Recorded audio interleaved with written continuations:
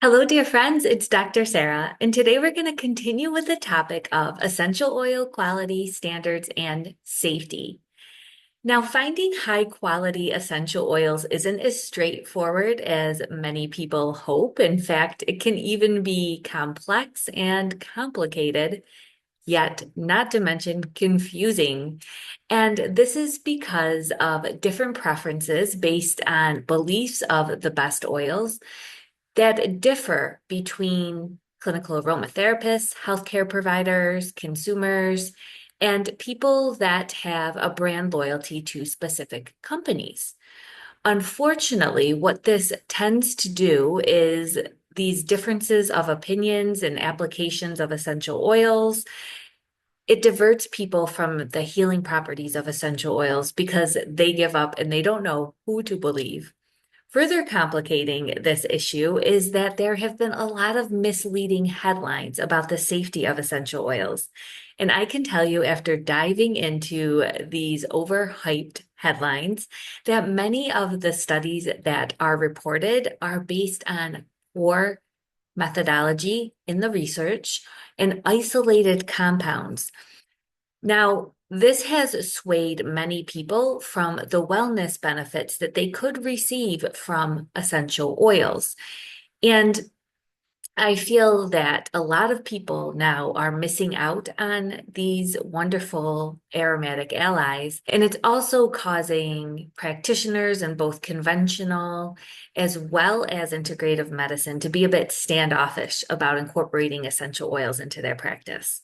So, what I'm hoping to do with this series is to actually discuss this quest for good quality essential oils and highlight things such as their regulations and their standards and how this impacts the safety and effectiveness as aromatherapy as a therapeutic tool in general.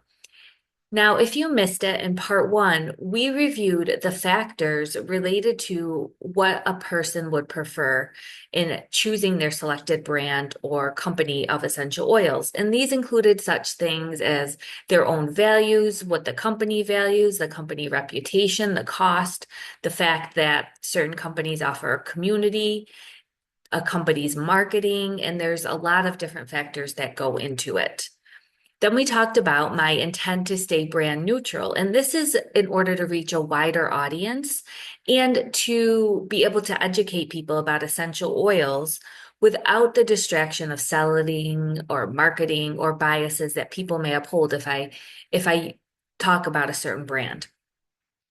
And then we also covered the fact that essential oils used in research are often not based on quality or purity. What the researchers are most focused on are the standardization of isolated compounds found within the essential oils that have biological properties. Now, they are probably considering the quality of the essential oil, but it isn't the biggest factor in their experiment.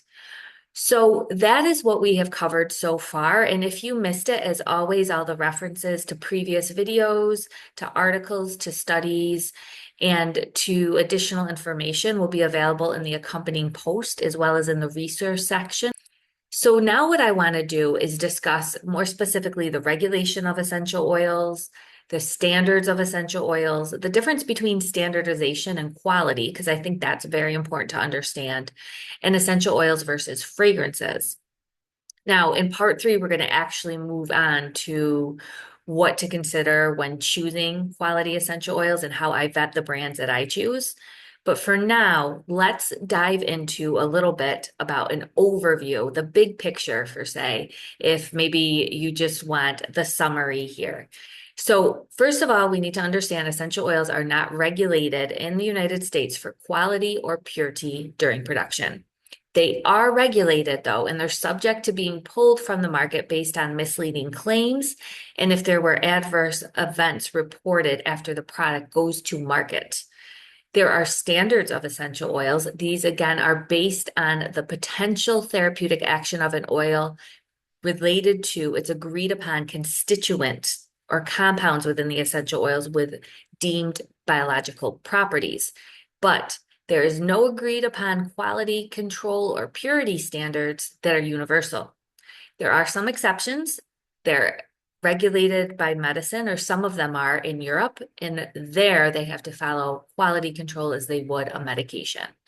All right, so that's the big overview. Let's look at essential oil regulation here in the United States and what that means for us. Okay, so as I said, aromatherapy is regulated based on label claims, and that means it's based on how it's intended for use.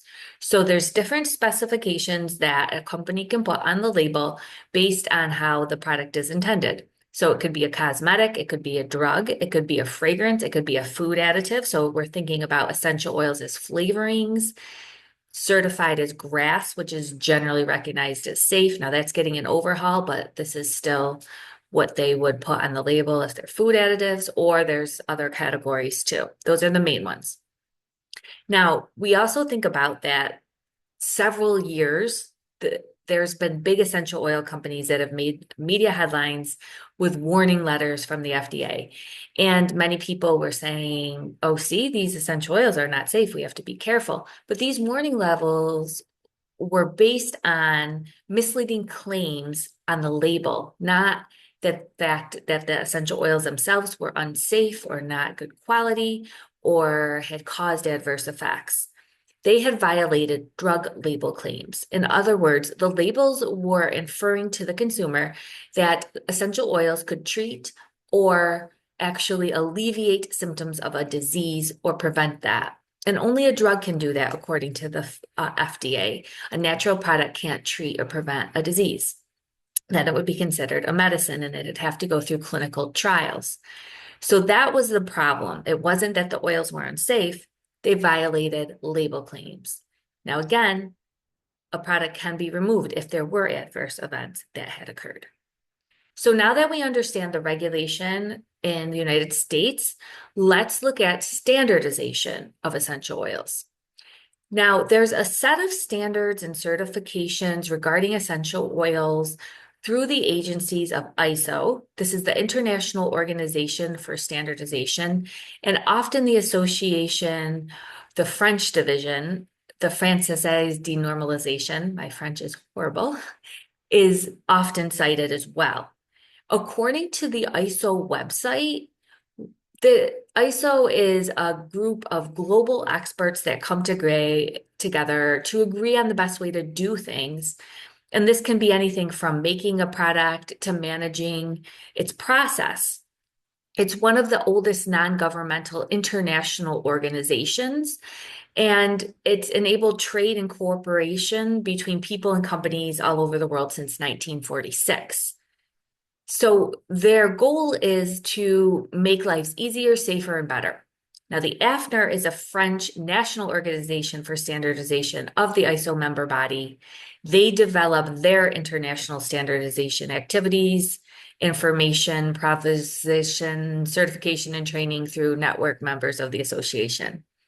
Now, according to them, when we look at standards in aromatherapy, for each type of oil and aroma, their standard processes have several criteria, such as composition or origin of the plant, raw materials. So this is to ensure quality and efficiency, but also to combat fraud. The demand for standardization often comes from the manufacturers themselves. There's 135 standards already referenced sectors such as perfumery, cosmetics, food and pharmaceuticals, cleaning products, home fragrances, and plant protective applications.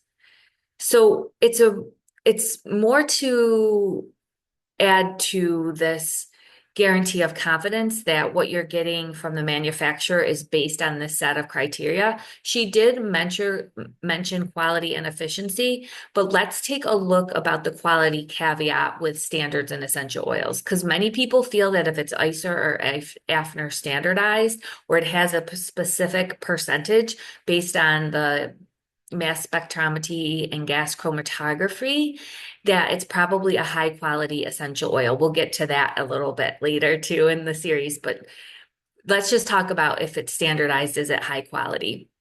It's not the case. There's a difference between the two terms because standardization can imply quality, but it also doesn't have to. It's related to this consistency in labeling and selling across manufacturers. So you could have a quality plant that the constituents come from, but the manufacturer could also be using isolated fragrances and chemicals and spiking their essential oils in order to meet those percentages. It's not coming from an organic grown plant material to make those specific constituents. People do a lot of things to sell things, and unfortunately, some of it can get sketchy. And this could include if their lavender doesn't meet the percentage of linalool or linalool acetate, spiking that with adulterants. So Jade Schutz actually went into a little bit about this in her blog on quality, which is amazing, and I will link to in the resource section.